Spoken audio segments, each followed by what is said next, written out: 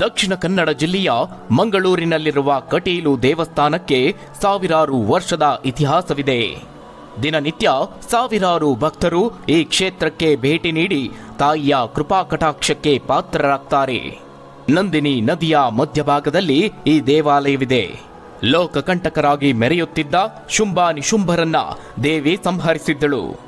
ಶುಂಭಾನಿಶುಂಭರ ಮಂತ್ರಿಯಾಗಿದ್ದ ಅರುಣಾಸುರನು ರಾಕ್ಷಸರ ನಾಯಕನಾಗಿ ಋಷಿಮುನಿಗಳ ತಪಸ್ಸನ್ನ ಭಂಗಪಡಿಸಲಾರಂಭಿಸಿದ. ಭೂಲೋಕದಲ್ಲಿ ಯಜ್ಞ ಯಾಗಗಳು ನಡೆಯದೇ ಇದ್ದಾಗ ಭೂಲೋಕದಲ್ಲಿ ಮಳೆ ಬೆಳೆ ಇಲ್ಲದೆ ಭೀಕರ ಕ್ಷಾಮ ತಲೆದೋರುತ್ತೆ. ಜನರ ದಾರುಣ ಸ್ಥಿತಿಯಿಂದ ವಿಚಲಿತರಾದ ಜಾಬಾಲಿ ಮಹರ್ಷಿಗಳು ದೇವತೆಗಳನ್ನ ತೃಪ್ತಿಗೊಳಿಸಿ ತನ್ಮೂಲಕ ಮಳೆ ಸುರಿಯುವಂತೆ ಒಂದು ಯಜ್ಞವನ್ನ ನಡೆಸಲು ನಿಶ್ಚಯಿಸಿದರು. ಅದಕ್ಕಾಗಿ ಅವರು ದೇವಲೋಕಕ್ಕೆ ತೆರಳಿ ಯಜ್ಞಕ್ಕೆ ಸಹಾಯವಾಗುವಂತೆ ಕಾಮಧೇನುವನ್ನ ತಮ್ಮೊಡನೆ ಕಳುಹಿಸಿಕೊಡೋದಕ್ಕೆ ದೇವೇಂದ್ರನಲ್ಲಿ ವಿನಂತಿಸಿದರು. ಆದರೆ ಕಾಮಧೇನುವು ವರ್ಣಾಲೋಕಕ್ಕೆ ತೆರಳಿದ್ದರಿಂದ ಅವಳ ಬದಲಿಗೆ ಅವಳ ಮಗಳಾದ ನಂದಿನಿಯನ್ನ ಉದ್ದೇಶಿತ ಯಜ್ಞಕ್ಕೆ ಕರೆದೊಯ್ಯಲು ದೇವೇಂದ್ರನು ಅನುಮತಿ ನೀಡಿದನು. ಅದಕ್ಕಾಗಿ ಮಹರ್ಷಿಗಳು ನಂದಿನಿಯ ಬಳಿಗೆ ತೆರಳಿ ತಮ್ಮೊಡನೆ ಬರುವಂತೆ ವಿನಂತಿಸಿದಾಗ ಅವಳು ಭೂಲೋಕವನ್ನು ಹಾಗೆ ಭೂಲೋಕದ ಜನರನ್ನ ನಿಂದಿಸಿ ಮಹರ್ಷಿಗಳೊಡನೆ ಬರೋದಕ್ಕೆ ನಿರಾಕರಿಸಿದಳು. ಇದರಿಂದ ಮನನೊಂದ ಮಹರ್ಷಿಗಳು ಭೂಲೋಕದಲ್ಲಿ ನದಿಯಾಗಿ ಹರಿಯುವಂತೆ ನಂದಿನಿಯನ್ನ ಶಪಿಸಿದರು. ನಂದಿನಿಯು ಕ್ಷಮಿಸುವಂತೆ ಪ್ರಾರ್ಥಿಸಿದಾಗ ಕರುಣಾಪೂರ್ಣರಾದ ಮಹರ್ಷಿಗಳು ಶಾಪ ವಿಮೋಚನೆಗಾಗಿ ಆದಿಶಕ್ತಿಯನ್ನ ಪ್ರಾರ್ಥಿಸುವಂತೆ ಸೂಚಿಸಿದರು. ಅದರಂತೆಯೇ ನಂದಿನಿಯು ನಡೆದುಕೊಂಡಾಗ ಪ್ರತ್ಯಕ್ಷಳಾದ ಆದಿಶಕ್ತಿಯು ಋಷಿವಾಕ್ಯವನ್ನ ಸುಳ್ಳಾಗಿಸುವುದು ಅಸಾಧ್ಯವಾದ್ದರಿಂದ ನಂದಿನಿಯು ನದಿಯಾಗಿ ಹರಿಯಲೇಬೇಕು ಅಂತ ಮುಂದೆ ತಾನೇ ಅವಳ ಮಗಳಾಗಿ ಜನಿಸಿ ಶಾಪದಿಂದ ಮುಕ್ತಿಯನ್ನ ಕೊಡುವುದಾಗಿಯೂ ಅಭಯವನ್ನಿತ್ತಳು. ಇದರಿಂದ ಸಮಾಧಾನಗೊಂಡ ನಂದಿನಿಯು ಮಾಘ ಶುದ್ಧ ಪೂರ್ಣಿಮೆಯಂದು ಕನಕಗಿರಿಯಿಂದ ನದಿಯಾಗಿ ಹರಿದಳು.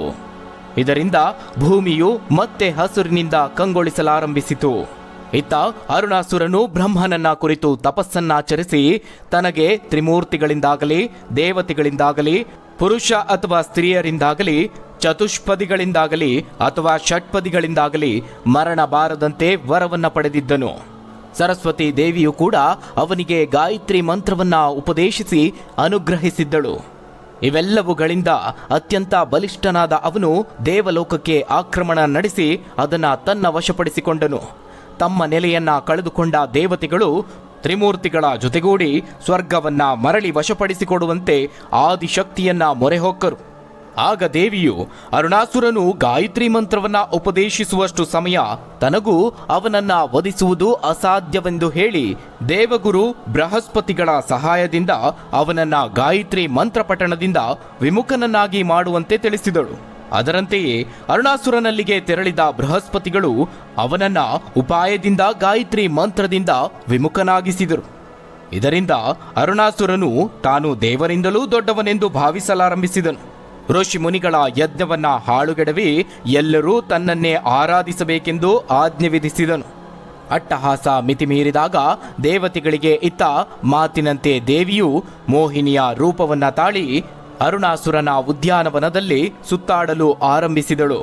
ಅರುಣಾಸುರನ ಮಂತ್ರಿಗಳಾದ ಚಂಡ ಪ್ರಚಂಡರು ಅವಳನ್ನ ನೋಡಿ ಅರುಣಾಸುರನಿಗೆ ಅವಳ ಸೌಂದರ್ಯದ ಬಗ್ಗೆ ತಿಳಿಸಿದರು.